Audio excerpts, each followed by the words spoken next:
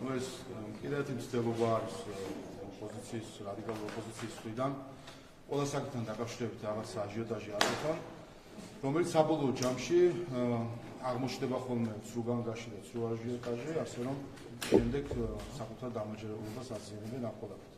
დღეს მივიღებთ ცვლილებას კანონში, დღეს 12 საათს ღამე შევა ძალაში ეს კანონი, ხვალიდან ბატონი მამუკა მდინარეძე დაიკავებს ვიცე-პრემიერის თანამდებობას და ამის შემდეგ რაღაც იტყვიან, როდესაც აღმოაჩენენ, რომ კაბინეტიც აქვს, აპარატიც საკმარისი არის კანცელარის, რომელიც იმას გაუწევს საქმის საქმიანობისთვის ყველა მომსახურებას და კოორდინაციაც რომ იქნება ისევე ეფექტიანი, როგორც ამას მამუკა მდინარეძე აკეთებდა სახელმწიფო სოციალური სამსახურის ხელმძღვანელის თანამდებობიდან. ასე რომ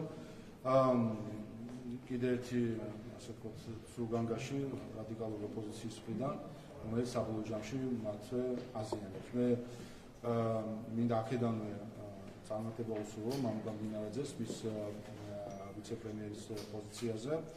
მნიშვნელოვანი არის, რომ კოორდინაცია სამართალმცემლო ორგანოების იყოს დღევანდელი გამოცხადის პირობებში იყოს ეფექტიანი. სხვა შორის ეს არ არის მხოლოდ ქართული გამოცდილება, თუ ნახავთ სხვა ქვეყნებს, საფრანგეთს, პოლონეთს და სხვა ქვეყნებს, ყველგან საჭიროება დადგა კოორდინაციისა, სპეციალური კოორდინაციისა სამართალმცემლო წყებებთან, ასე სპეციალურ სამსახურებთან, ასე რომ მით უმეტეს ჩვენი რეგიონისთვის, მით უმეტეს იმ გამოწვევების ფონზე ერთის მხრივ და იმ გეგმების ფონზე, რომელიც პრემიერ-მინისტრმა დასახა ჯერ კიდევ 2020 წელს, როდესაც მისი არჩევა მოხდა, რომ მოხდეს კორუფციის მინიმალურ დონემდე დაყვანა, მოხდეს დანაშაულებების განსაკუთრებული ორგანიზებული დანაშაულების წინააღმდეგ ეფექტიანი ბრძოლა. ეს ამ დავალების შესასრულებლად ძალიანად აღმოსავლეთ ხელისუფლება უნდა იყოს მოწადინებული და კოორდინაცია აქ არის განსაკუთრებული.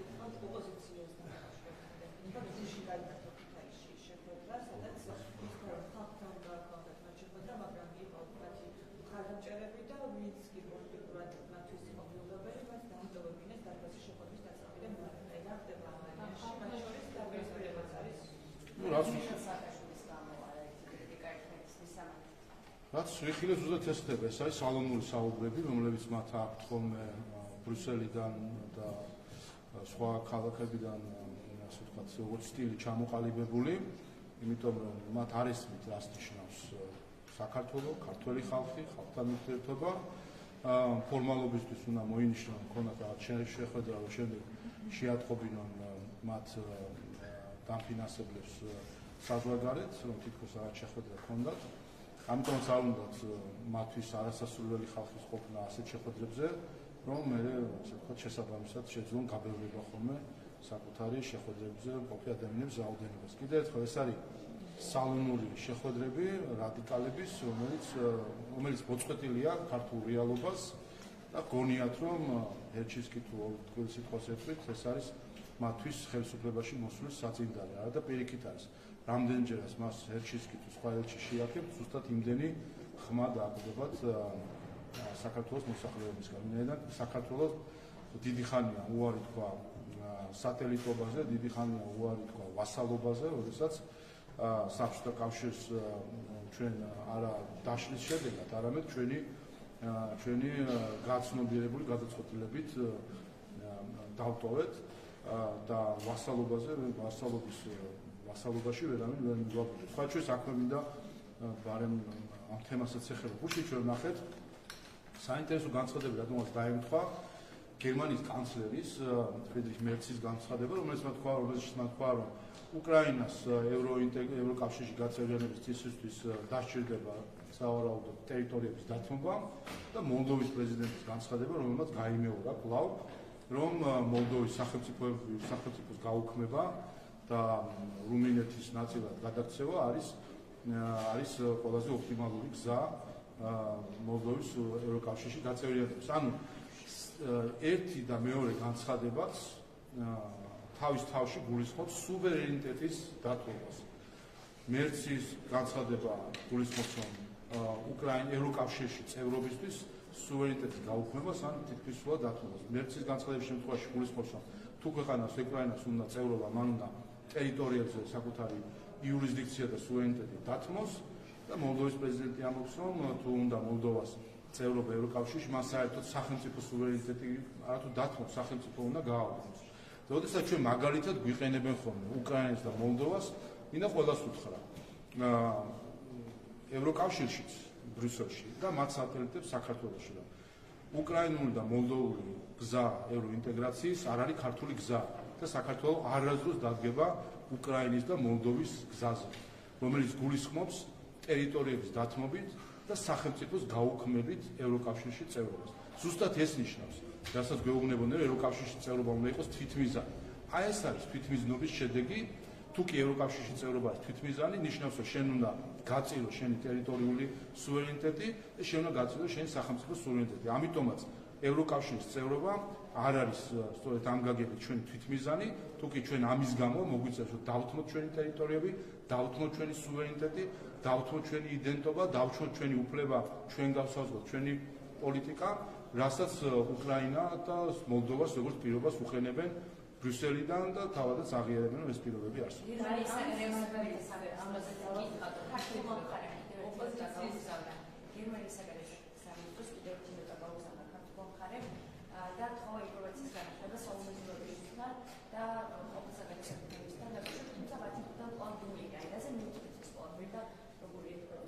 მარტი დასვენ ჩვენ უკვე რა თქმა უნდა ეს იცილო თამაშს უნდა და შეეშვას ყველა გასაგებია რასთან გვაქვს საქმე.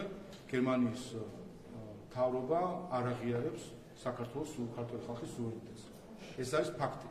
არ აღიარებს ქართული ხალხის უფლებას აეჩიოს საკუთარი ხელისუფლება, არ აღიარებს ქართული ხალხის უფლებას დემოკრატიაზე, რომ იყოს განსაზღვრელი, თავად იყოს განსაზღვრელი ხელისუფლებისა.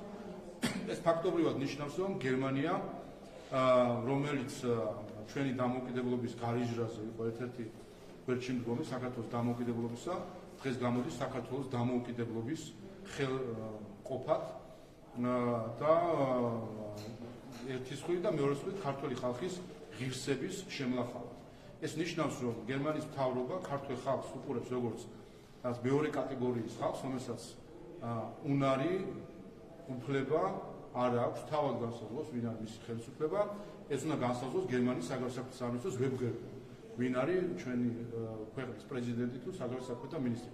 რა თქმა უნდა, ეს არის დიდი სირცხვილი და ჯერ გერმანიას აქვს შესაძლებლობა, რომ გვაჩვენოს ის არის დემოკრატიის ერთგული და არის დემოკრატიული ევროპის ერთგული, თუ უბრუნდება თავის ბნელ წარსულს.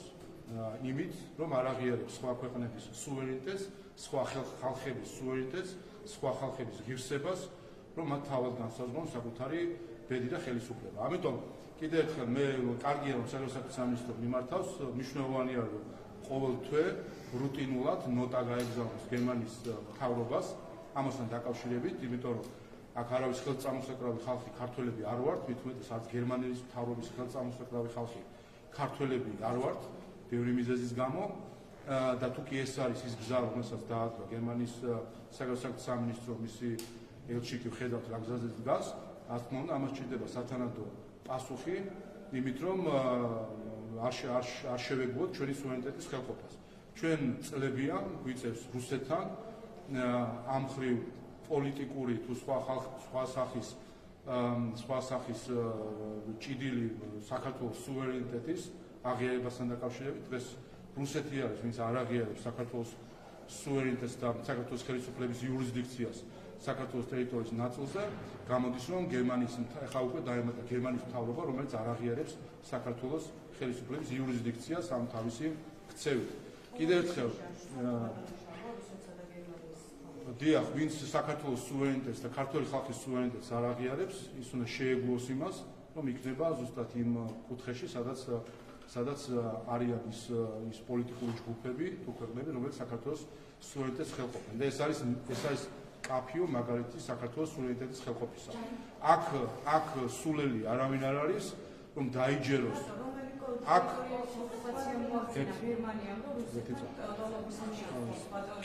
გერმანიის მთავრობა ამ თავისი ქცევით აჩვენებს, რომ ის არ აღიარებს საქართველოს ხელისუფლების იურისდიქციას მთლიანად საქართველოს ტერიტორიაზე. არ მხოლოდ მის ნაწილზე, მთლიანად საქართველოს ტერიტორიაზე.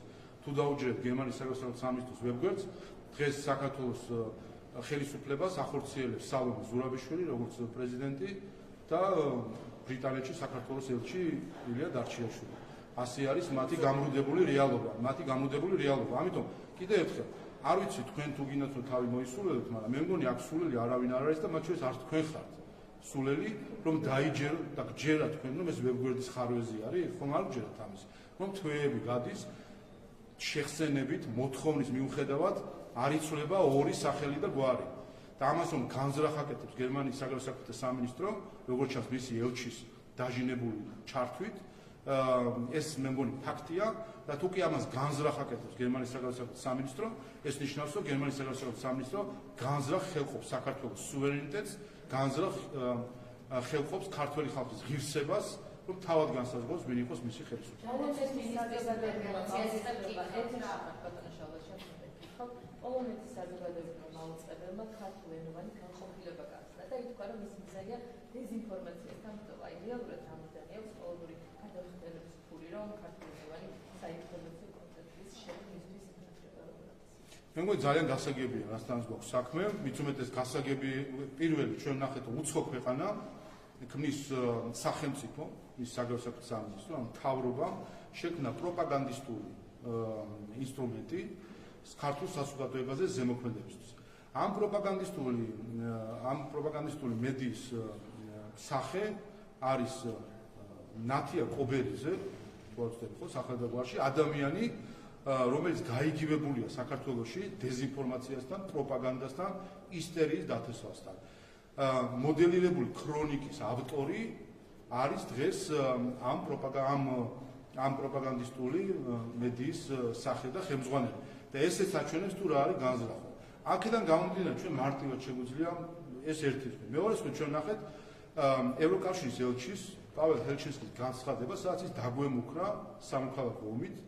შეგახსენებთ, რომ პაվել ჰელჩინსკი გახლავთ პოლონეთის საგარეო საქმეთა სამინისტროს თანამშრომელი, ის მივლინებულია ევროკავშირში, თუმცა ის არის პოლონეთის საგარეო საქმეთა სამინისტროს თანამშრომელი იმ სამინისტროსი, რომელმაც ეს პროპაგანდისტული იარაღი ჩამოაყალიბა ახლა თავარი პროპაგანდისტის ნათია კობერიძის ხელმძღვანელობით. აი ამ ყველაფრიდან გამომდინარე, რა თქმა უნდა და ნახეთ ასე ვთქვათ, რაც არის მათი განზრახვები, ეს არის შეგვიძლია ვთქვათ, რომ ეს არის ანალოგი იმ ეგრეთ წოდებული 1000 ბორცვის რადიუსი, რომელიც თავის დროზე რუანდაში შეიქმნა იმისთვის, რომ გაეღვევინა შუღლი საზოგადოებაში, ტრობა საზოგადოებაში და 1000 ბორცვის რადიო მოიტანა საბოლოო ჯამში გენოციდი, რომელიც რუანდაში მოხდა. ზუსტად ეს არის, თუკი ჩვენ შევხედავთ სულაც მთლიანად, რომ პოლონეთის საგარეო საქმეთა სამინისტრომ სახელმწიფომ შექმნა პროპაგანდისტული იარაღი იმისთვის, რომ მოხდეს ზიზღის პროპაგანდა საქართველოში. ამის პარალელურად ხედავთ, რომ ევროკავშირის ელჩი, რომელიც გახლავთ პოლონეთის საგარეო საქმეთა სამინისტროსთან წარგზავნილი ევროკავშირში, გვემუქრება სამოქალაქო ომით. ამის პარალელურად ხედავთ, რომ 4 ოქტომბრის დამხობის ასე ვთქვათ, დაანონსებულ აქციას მხარს უჭერდა ევროკომისია. ამ ყველაფერს თუ შევხედავთ, ფაქტია, რომ ჩვენ საქმე გვაქვს ზიზღის პროპაგანდის ინსტრუმენტთან, რომელიც შეიქმნა ქართული პროპაგანდის ერთ-ერთი მთავარი სახის, ნათია კობერიძის ხელმძღვანელობით თუ მისი ხელმძღვანელობით და ფაქტი არის, რომ ეს არის კიდევ ერთი მტრული ნაბიჯი ქართული ხალხის წინააღმდეგ. აქვე გავიხსენოთ პოლონეთის მთავრობის მიერ მოწყობილი სპეცოპერაცია, როდესაც მიხეილ სააკაშვილთან შეუშვეს სპეცაგენტი ექიმები, რომელიც ცდილობდნენ ფარულად გამოეტანათ რაღაც მასალები ციხიდან, უბრალოდ სამავთყოფოდან, რომელიც საშეახსურების დაწესებულების ფუნქციას ასრულებს. ასე რომ და აღარ ვიტყვი იმაზე, პოლონელი დეპუტატები რა შეარიან ხოლმე ჩართული. კიდევ ერთხელ ეს არის აშკარა მაგალითი, რომ უნდათ ზიზღის დათესვა საქართველოში. ეს არის აშკარა მაგალითი, აი ზუსტად სახელმძღვანელო მაგალითი, რას ნიშნავს სახელმწიფო პროპაგანდის აწყობა სხვა ქვეყანაში არეულობის მოსაწყობად, სამოქალაქო ომის ინსპირაციისთვის და ზუსტად აი ამას ემსახურება ნათია კობერიძე, რომელიც ზუსტად მოდელური ქრონიკის მიზანი რაც იყო, ეს მიზნები პირდაპირ გადატანილი აქვს ის. ასე რომ რა თქმა უნდა ამაზე მნიშვნელოვანია ჩვენ გადაწყვეტილება. და ამით ევროკავშირში ბოლო რამდენიმე წელია წელიწადში თავიდან შტატების წარმომადგენელთა პალატის დასწრით ევროკავშირი ბოლო რამდენიმე წელიწადში ჩაერია და ხელი შეუშალა თავისუფალ კენჭისყრას და საუბარია 6 ქვეყნის არჩევნებში. მათ შორის არის სოციალისტების პლატფორმის ზეწოლით და სხვადასხვა მეთოდებების გამოყენებით.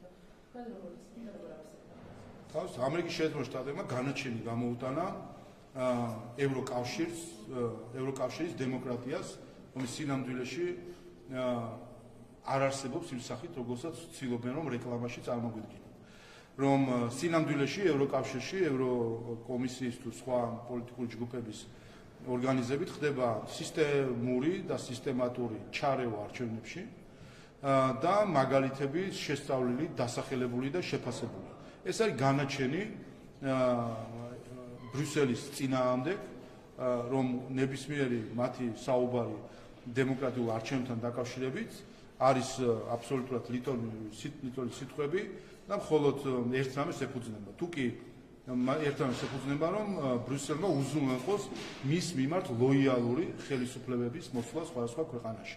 ეს მაგალითად ჩვენ ნახეთ საქართველოში, აქ ისიც ნახეთ, ევროკავშირის ელჩიც კი პირადად იყო ჩართული კამპანიაში, ნახეთ დაფინანსებები, შეგახსენებთ დანიის დაფინანსებას, რომელმაც პირდაპირ საარჩევნო კამპანიას აფინანსებდა და შეხვედრებს ერთ-ერთი NGO-ს გავლით და სანამ დანიაში არავთეხეთ სკანდალი და დანიური მედია არ დაინტერესდა ამ ამბით, დანიის ელჩს პასუხზე კითხვა ვერ გავაცემინეთ, რასთან ჰქონდა საქმე, ემალებოდა ჩვეულებრივ ქართულ საზოგადოებას, უბრალოდ ფულს ესე ჩემოდნებით არიგებდნენ, რომ გავლენა მოეხდინათ არჩევნებზე და საბოლოო ჯამში ვინაიდან თავადვე დანიაში ატყდა სკანდალი მედიაში, მოუწიათ გაუქმება ამ პროექტის და შემდეგ აღმოჩნდა, რომ ეს NGO მთლიანად გადაბარგდა ლელოში. აი ამას დღისით მზისით გვიკეთებენ ადამიანები, რომლებიც თავს ევროპელებს ეძახიან და სინამდვილეში მხოლოდ პასპორტი აქვთ ევროპული და სინამდვილეში არიან რა ვიცი 100 წლის წინანდელი ევროპის წარმომადგენელი. თანამედროვე ევროპასთან ასეთ ქცევას რა თქმა უნდა კავშირი არ აქვს. ოპოზიციის კამპანიაზე უკაცრავად რომელიც გამარჯვებით რეჟიმშია, მაგალითად დიდი გულავას განცხადება. პატრიარქი მოსდა გაუმარჯოს ეგზარქოს. ეს განცხადება დიდი გულავას ეკლესიაზე მორიგი შედა ოპოზიციის მხრიდან. ჩვენ მე საზოგადოებას და მედიასაც ერთ რამეს მოუწოდებ. ამას შევხედოთ ჩვენ ძალიან შვიდად რადიკალურ ოპოზიციას რა ზიზღიც აქვს ქართული ეკლესიის მიმართ ეს ჩვენ ვიცით. როდესაც ისინი ხელისუფლებაში იყვნენ, რასაც აკეთებენ, ესეც ვიცით და ოპოზიცია რასაც აკეთებენ, ესეც ვიცით. ის რომ რადიკალურ ოპოზიციას აქვს ასე ვთქვათ ეს ზიზღი ჩამოყალიბებული ეკლესიის მიმართ, ამაში ახალი არაფერი არ არის. ჩვენ უნდა დავაკვირდოთ მხოლოდ ერთ რამეს ამის შემდეგ. აი გიგი უგულავა, სხვათა განცხადებები, რომელსაც ვისმენთ არჩილ გამზარდია, ვიღაც სხვებისაც. ჩვენ დავაკვირდეთ ამ ხალხს ვინ ჩამოართმევს ხელს, რომელი უცხოელი.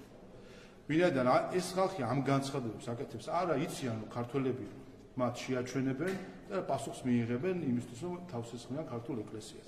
ამ ყველაფერს ისინი აკეთებენ ეგუებიან ქართული ხალხის რეაქციას იმის გამო რომ თავი მოაწონონ თავის უცხოელ დამკვეთებს. ამიტომ შევხედოთ ვისთან იქნებიან შეხვედრაზე, ვინ რომელ საელჩოში შევლენ და გამოვლენ, ვინ ჩამოართმევს მათ ხელს და ვიცოდეთ, ვინც მათ ხელს ჩამოართმევს, ისინი არიან ის ელჩები და ის უცხოელები არიან, ვინც აკეზებენ, აფინანსებენ და მხარს უჭერენ ქართული ეკლესიის წინააღმდეგ ამ კამპანიას. ასე რომ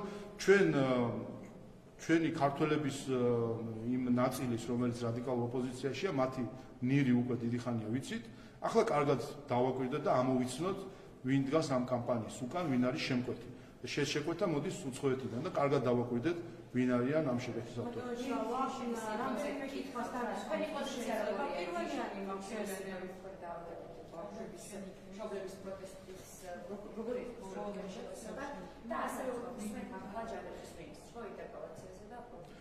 ჯანაცვლის ეკრემა დღეს ამაზე დეტალურად საუბრის შესაძლებლობა.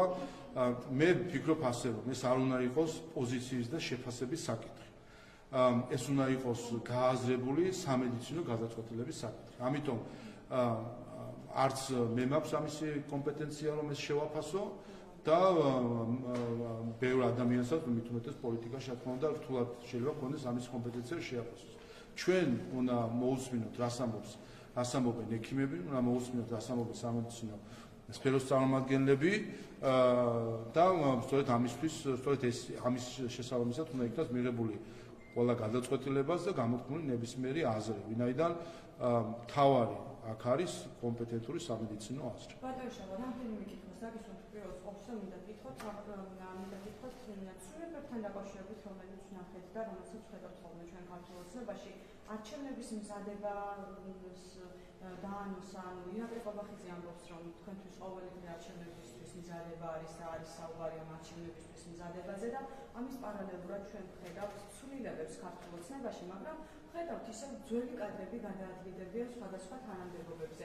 არ ჩანს არავინ ახალი. ვითხარით თუ შეიძლება რატომ ხდება ასე, მიზიდულობა დაკარგა ქართულმა ოცნებამ თუ ახალ სახეებს უბრალოდ არ ემდობით და ვისაც ემდობით ამ ადამიანებით კიდაც წარმოაჩინოთ, რომ რაღაც იცვლება პარტიაში და სწორედ ასეთ ცვლილებებით მიდიხართ არჩევნებისთვის და ასე მზადებით არჩევნებისთვის. არ ვიცი, როგორ გიპასუხოთ კითხვაზე. ერთი რაც შეეხება არჩევნებს, გაიმართება 2028 წლის 28 ოქტომბერს, ამიტომ ყველა შეუძლია მოემზადოს ამ თარიღისთვის, ამას ურჩევდი ყველას. მეორე რაც შეეხება საკადრო პოლიტიკას, საკადრო პოლიტიკა ქართული ოცნების არ განისაზღვრება ასაკით, სქესით, სიახლით, სიძველით, კუთხურობით, ეროვნებით, თვისფერით, თვალისფერით და ასე შემდეგ. განისაზღვრება მხოლოდ კომპეტენციით და ლოიალობით ქვეყნის მიმართ. კომპეტენტური და ლოიალური ქვეყნის მიმართ, სულ ძველი სახეების ძველსასწრებში. მე გეკითხებით უბრალოდ, განახლება რატომ არ ხდება? რატომ უნდა მოხდეს? ანუ ქართულმა ოცნებამ თუ ნდობა არ გაქვს ხალხების მიმართ. ვერავის ენდობით? მე როგორც ხვდები რაღაც თემა გინდა თქვენ გაგეთ, რაღაც განახლება არ განახლება, ვინაიდან სლოგანი გავიგეთ, რომ ოპოზიცია საუბრობს რადიკალური რაღაც განახლებაზე და ეს მათი პრობლემაა, იმიტომ რომ სინამდვილეში თქვენ ხარ სურთ რომ ვცდილობ რადიკალების პრობლემის პროექცია გააკეთოთ ქართულ ოცნებაზე. ჩვენ ეს გამოწვევები არ გვაქვს, ეს მათი პრობლემა არის, რომ დღეს ჩვენ გვაქვს ნაციონალური მოძრაობის ალიანსი, რომელიც შეეცადნენ წარმოედგინათ როგორც თითქოს რაღაც ახალი და ხალხმა რომ შეხედა, ნახა რომ სადაც არის სააკაშვილი, ბოკერია, გვარამია და ყველა ნაცი, რასაც ქვია, ასე ვთქვათ, თავისი ორიგინალური წარმოშობით და ვინც არიან ამ იდეოლოგიის შემქმნელები, ყველა გაერთიანდა და შეეცადნენ ეთქვათ, რომ ეს არის რაღაცა ახალი ალიანსი. და ეხლა მე დაიწყოს იქნებ მე ახალი მივიზიდოთ. ეს პრობლემა მათი არის. საერთოდ ახალ ადამიანებს თუ მიზიდულობა დაკარგა ქართულ ოცნებას და არავის აღარ უნდა პარტიაში შემოსულა. თქვენ როგორც იცით, ქართულმა ოცნებამ 2024 და 25 წლებში მიიზიდა 1.100.000 საქართველოს მოქალაქე არჩევნებზე, ასე რომ საქართველოს ქართულ ოცნებას მიზიდულობა არათუ არ აკლია 10 არჩევნები არის, რომ სწორედ ამას ადასტურებს, რომ თუ კი არის რომელიმე პოლიტიკური ძალა, რომელსაც აქვს ცოდნაც, უნარიც და ენერგიაც, რომ საქართველოს გაიყვანოს ამ რთულ დროში არათუ ნაკლები დანაკარგით, ანუ პირიქით ისე გაიყვანოს, რომ საქართველოს კიდევ უფრო წელგამართული იყოს, ეს არის ქართული ოცნება. ახალი სახეები რატომ არ ინიშნებიან თანამდებობებზე და გამოთქმებით ძველი სახეების გადათამაშება რატომ ხდება? მიზეზი გითხარით, იმიტომ რომ რა თქმა უნდა კრიტერიუმი არ არის სიახლე და სიძველე, სქესი, ასაკი, თვალისფერი, ყურის ფორმა და ასე შემდეგ. კონკრეტულად ერთი კრიტერიუმი, უბრალოდ ორი კრიტერიუმი, ეს არის კომპეტენცია და ლოიალურობა ქვეყნის მიმართ. და გავაგრძელებ, თუ შეიძლება კიდევ მაქვს ერთი კითხვა, მე მინდა გითხოთ ფასებთან დაკავშირებით, 4 და 20 პირსო უკვე ანუ საწვავის ფასებით გაწევდა ამასობაში ბენზინი და ასე შემდეგ. ხო და ვითხარით, თუ შეიძლება ფასების კომისიამ ყველა გამართოს ბოლოს თომა როგორც ვიცით. ბოლოდენი იყო რომ ფასები შემცირდებოდა, მაგრამ ფასები არ შემცირებულა, შეიძლება რაღაცებზე გაჩერდა ფასი, მაგრამ შემცირება შეიძლება ხო? როდის აისახება ეს გასვლა რომ დაიდება, შემდეგ უკვე რეალურად ფაქტობრივად დაინახავს ფასების ცვლილებას და დაინახავს თუ არა საერთოდ. დიახ, კომისია ასრულებს თავის მუშაობას და იქნება ძალიან მოცულობითი, დეტალური და აკადემიურ აზრზე დაფუძნებული ანგარიში და რეკომენდაციები. როგორც იცით, საპარლამენტო კომისიის ამოცანა იყო რომ შეესწავლა ფასების წარმოქმნის სტრუქტურა როგორ არის საქართველოში, რაც შეეხებოდა პროდუქტებს, საწვავს და ფარმაცევტულ პროდუქტებს, შეესწავლა სტრუქტურა, ენახა არის თუ არა ამ ფასწარმოქმნის ჯაჭვში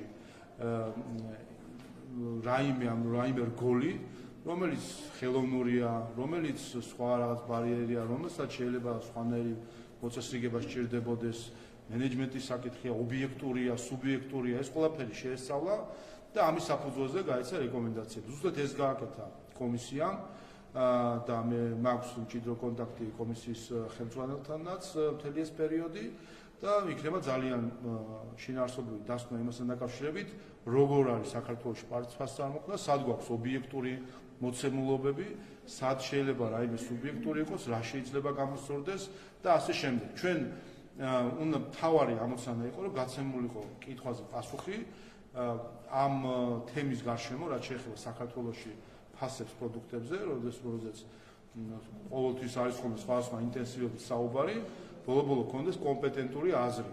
ეს არის ობიექტური მოცემულობა ეს ფასები, თუ არის რაიმე ხელოვნური ამაში.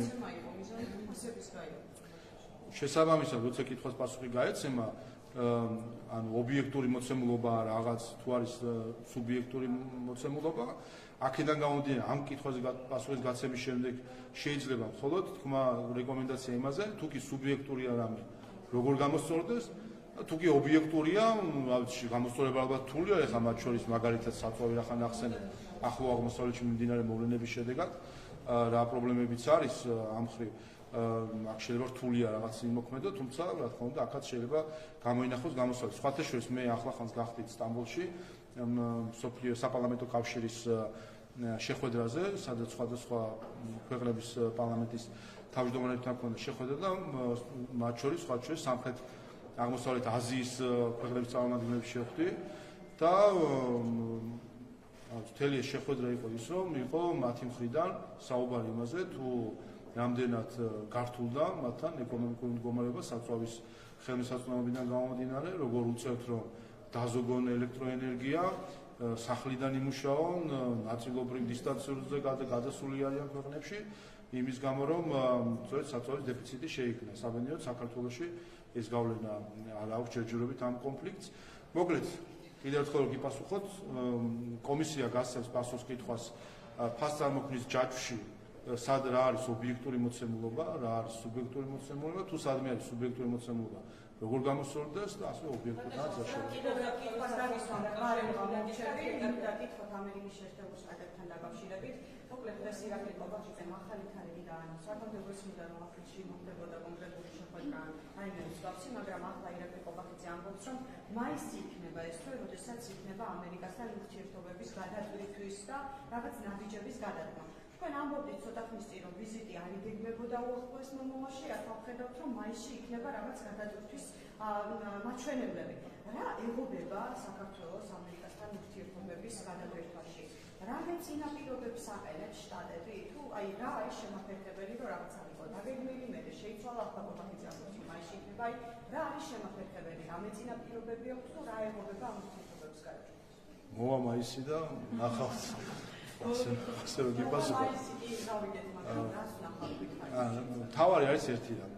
მას შემდეგ რაც შედგა საუბარი საქართველოს პრემიერ-მინისტრსა და ამერიკის შეერთებულ შტატების სახელმწიფო მდივანს შორის, ამ საუბარში თავარი რამ გამოითქვა და თავარ საკითხს შეთანხმდნენ, რომ არის ორივე მხრიდან სურვილი, რომ ურთიერთობა გადაიტვირთოს.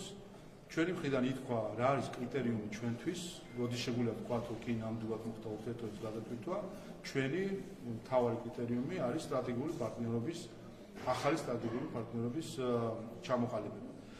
ასე რომ ამ მიმართულებით მივდივართ ჩვენ. კიდევ ერთხელ ჩვენ ამ საკითხს ვუდგებით ჩვენი ეროვნული ინტერესების გადასახედიდან, ისე როგორც ამერიკის შეერთებული შტატები თავის აგრარულ პოლიტიკას უყურებს თავდაპირველი ეროვნული ინტერესების გადასახედიდან და ჩვენ გვიხარია ის, რომ სახელმწიფო მდივნის გაცხადებული პოლიტიკა, რომ ისინი აღიარებენ სხვა ქვეყნებსაც აქვს საკუთარი ეროვნული ინტერესები და ამ ცოდნით შედიან ნებისმიერ საუბარში, ასე რომ დანარჩენი ნახოთ, მთავარი არის რომ მოწადინება არის, ჩვენი მხრიდან არაერთხელ ითქვა რომ ჩვენი ის რომ საქართველოს-ამერიკის ურთიერთობები არის ამ მიუღებელ დონეზე, ამაში სრულად არის წინა ადმინისტრაციის ბრალეულობა, საქართველოს აქ თავისი წილი არ მიუძღვის, ეს არის სრულად წინა ადმინისტრაციის ბრალეულობა, ასე რომ ჩვენ როგორც მაშინ, ისე ეხლა გზად ვართ ურთიერთობებისთვის,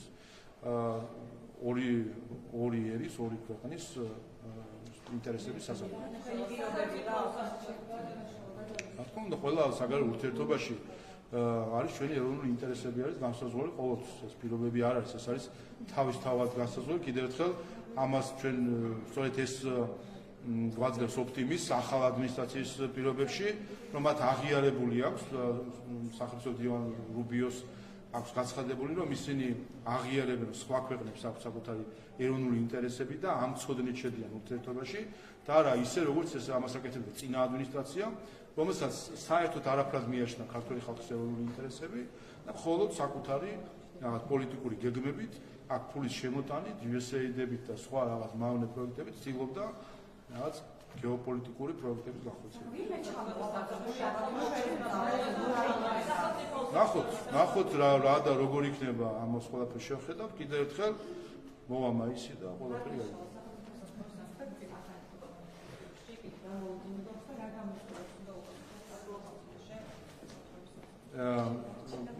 კიდევ ერთხელ მე გუშინ პირადადაც და კიდევ ერთხელ მიულოცო გეკაგელაძეს ამ საპასუხისმგებლო პოზიციის დაკავება. მან როგორც შინაგანსაკუთრება მინისტრმა ფიქრობ ამაზე სრული კონსენსუსი არის საზოგადოებაში, მათ შორის მე რადგან გონია რომ ოპოზიციაც ამაზე იქნება, იმიტომ რომ ყველა კარგად ხედავდით თუ რა მნიშვნელოვანი ძვრები მოხდა შინაგანსაკუთრების სამინისტროში ორგანიზებულ დანაშაულთან ბრძოლის კუთხით, უკანონო მიგრაციის საკითხების გადაწყვეტით, ნარკოდანაშაულთან ბრძოლის მხრივ, ყველა ამ მიმართულებით ჩვენ ვნახეთ თვისებრივი ცვლილება, რაც ვფიქრობ, რომ დასაფასებელი არის და რა თქმა უნდა გეკაგელაძეს ამისთვის მადლობა ეკუთვნის და დარწმუნებული ვარ, სწორედ ამ გამოცდილებიდან გამომდინარე, რომ იმავე ეფექტიანობით ის შეუდგა უკვე სახელმწიფო უსაფრთხოების სამსახურის უფროსის უფლებამოსილების განხორციელებას. რა თქმა უნდა, ფისებრივად ახლო არის ეს საქმიანობა და ასე რომ დარწმუნებული ვარ, რომ იქნება ისევე წარმატებული, როგორც შინაგანსაკუთრების სამინისტროს მინისტრის რანგში.